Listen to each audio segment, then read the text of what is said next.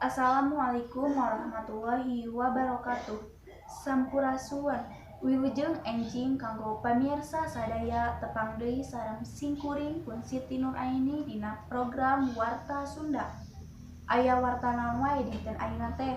Mangga urang sekseni warta salengkepna.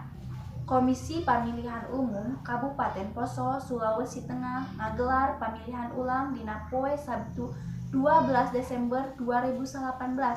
Kajadian ieu nyusul palanggaran basa tanggal 8 Desember harita.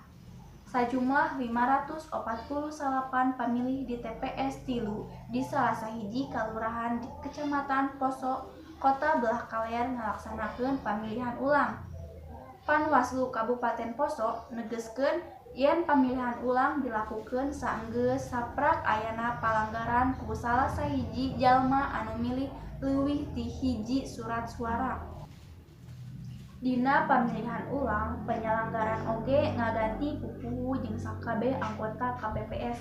Pelaksanaan pemilihan ulang Bupati jeung Wakil Bupati Poso nu dipiluan ku 4 papasangan jalan kalayan lancar jeung penjagaan ku aparat kepolisian.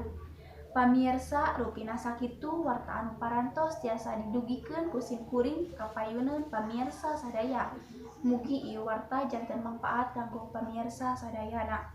Simkuring pun Siti Nuraini amit mundur wilujeng tepang deui dina waktos kapayuna.